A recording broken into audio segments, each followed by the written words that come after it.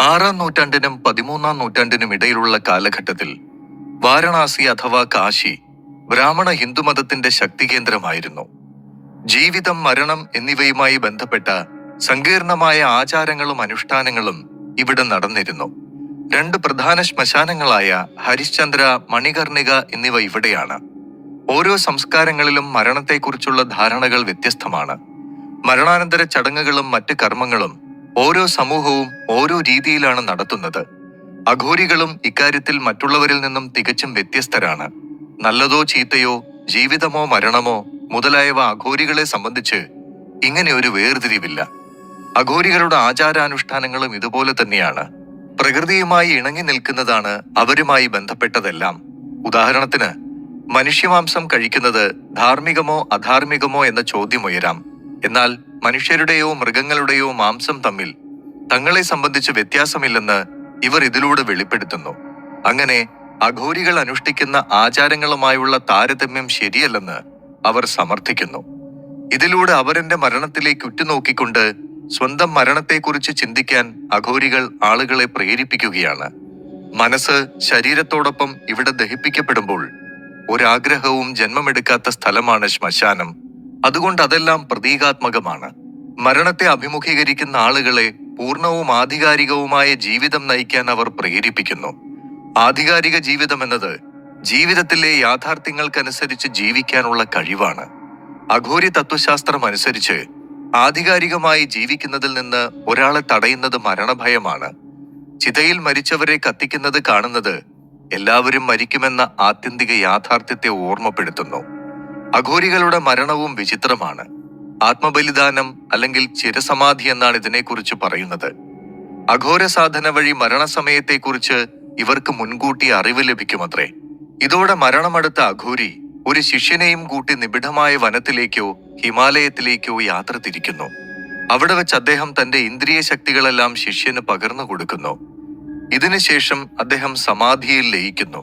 സമാധിയായ അഘോരിയുടെ തലയോട്ടി ശിഷ്യൻ അവകാശപ്പെട്ടതാണ്.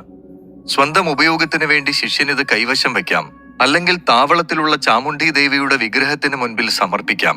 സാധാരണ ഒരു മനുഷ്യൻ ദൈവത്തെക്കുറിച്ച് ഓർക്കുന്നത് എപ്പോഴാണ്? ഒന്നുകിൽ സന്തോഷം വരുമ്പോൾ, അല്ലെങ്കിൽ സങ്കടം വരുമ്പോൾ, അതുമല്ലെങ്കിൽ എന്തെങ്കിലും ആവശ്യം വരുമ്പോൾ മാത്രമാണ്. ഇതൊന്നുമല്ലെങ്കിൽ ഒരു മരണം കാണുമ്പോഴാണ് ദൈവത്തെക്കുറിച്ച് ആലോചിക്കുന്നത്. സന്തോഷം, ആവശ്യം, സങ്കടം എന്നിവ എപ്പോഴും ഉണ്ടാകണമെന്നില്ല. എന്നാൽ ശ്മശാനത്തിൽ താമസിച്ചാൽ നിരന്തരം മരണങ്ങൾ കാണാനിടയാവുകയും അതോടൊപ്പം ദൈവത്തെക്കുറിച്ച് കൂടുതലായി ചിന്തിക്കാനും കഴിയും. അതുകൊണ്ടാണ് അഘോരികൾ ശ്മശാനത്തിൽ താമസിക്കുന്നത്. ഇത് കാരണമാണ് അഘോരികൾ ശ്മശാനം ഇഷ്ടപ്പെടുന്നതെന്ന് ഒരു വിഭാഗം പറയുന്നുണ്ട്. മരണത്തെ അടുത്തറിയുമ്പോൾ ജീവിതത്തിന്റെ നിസ്സാരതയും നിസ്സഹായതയും ബോധ്യമാവും. ഹ്രസ്വമായ ജീവിതത്തിനിടയ്ക്ക് ജീവിച്ചു തീർക്കേണ്ടതിനപ്പുറം ആത്മീയമായി കണ്ടെത്തേണ്ടതും എത്തപ്പെടേണ്ടതുമായ ഏറെ കാര്യങ്ങളുണ്ടെന്ന് മനസ്സിലാക്കും. അങ്ങനെ മനസ്സാത്മീയതയിലേക്ക് തിരിയും. മരണത്തെ പ്രതിരോധിക്കാൻ അഘോരികൾക്ക് കഴിയുമെന്നതാണ് വിശ്വാസം. അത്തരം വിശ്വാസങ്ങൾക്ക് ബലം കൂട്ടുന്ന ക്ഷേത്രമാണ് നേപ്പാളിലെ കാഠ്മണ്ഡുവിൽ സ്ഥിതി ചെയ്യുന്ന അഘോർകുടി. ശ്രീരാമനാണ് ഇവിടുത്തെ പ്രതിഷ്ഠ. ഈ മായാപ്രപഞ്ചത്തിന്റെ നശ്വരത മനസ്സിലാക്കിയ ചില ജ്ഞാനികൾ പ്രകൃതിയാണ് സത്യമെന്ന് മനസ്സിലാക്കി. ഇതിന്റെ ഫലമായാണ് അഘോരിമാർഗം രൂപീകൃതമായതെന്ന് പറയുന്നു. സുഖദുഃഖ സമ്മിശ്രമാണ് ജീവിതം. എങ്കിലും സുഖമാണ് മനുഷ്യജീവിതത്തിൽ കൂടുതൽ.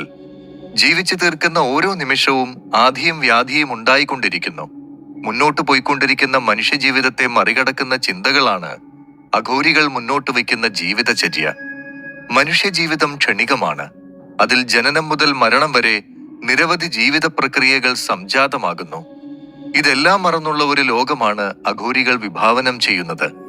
ജീവിച്ചിരിക്കുന്ന സമയം ശരിക്കും ആസ്വദിക്കുക, ആനന്ദം കൊണ്ട് മനസ്സിനെ നിറയ്ക്കുക, അതിന് പ്രകൃതിയെ കൂട്ടുപിടിക്കുക.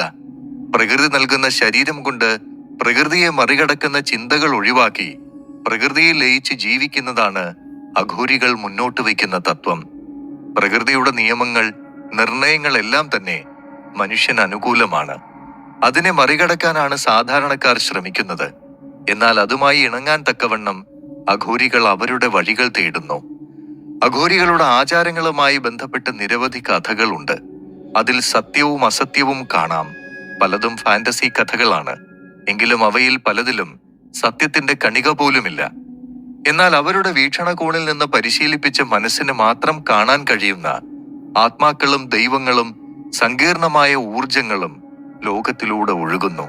ഭക്തി എന്ന ലഹരി ഉപയോഗിച്ചുകൊണ്ട് ആത്മലോകങ്ങൾക്കിടയിൽ സഞ്ചരിക്കുന്ന ദിവ്യന്മാരാണവർ. അവർ മരിച്ചവരുമായി ആശയവിനിമയം നടത്തുന്നു, അവർക്കിടയിൽ ജീവിക്കുന്നു. അവർ പ്രാർത്ഥിക്കുന്ന ദിവ്യമാതാവായ കാളിയുമായി സമ്പർക്കം പുലർത്തുന്നതിനായി ശവങ്ങളുമായി ആചാരങ്ങൾ അനുഷ്ഠിക്കുന്നു. അവരെ അറിയുന്നതുവരെ ഇതെല്ലാം വളരെ ഭയാനകമായി തോന്നും. അവരെ സംബന്ധിച്ച് മോശമായി ഒന്നുമില്ല, എല്ലാം പവിത്രമാണ്. അവർക്ക് മലമൂത്ര വിസർജനവും ശവശരീരങ്ങളും പൂക്കളോളം പവിത്രമാണ്. അവർ എല്ലാ വസ്തുക്കളെയും ഒരേ ദൈവിക ഭാവമായി കാണുന്നു. ദ്രവ്യത്തെക്കുറിച്ചുള്ള ആശയം അശുദ്ധമായ ഒരു മിഥ്യയായും കാണുന്നു. മനുഷ്യന്റെ തലയോട്ടിയിൽ നിന്ന് ഭക്ഷണപാനീയങ്ങൾ എല്ലാം എടുക്കുന്ന സമ്പ്രദായം ഇക്കാലത്ത് വിരളമാണ്. എങ്കിലും അഘോരി ഉപവിഭാഗം മനുഷ്യമരണത്തിന്റെ ദൈനംദിന ഓർമ്മപ്പെടുത്തലെന്ന നിലയിലും ജീവിതത്തിന്റെ ദ്വൈതതയെ മറികടക്കാനുള്ള വെല്ലുവിളിയായും ഇപ്പോഴും അത് മുറുകെ പിടിക്കുന്നു.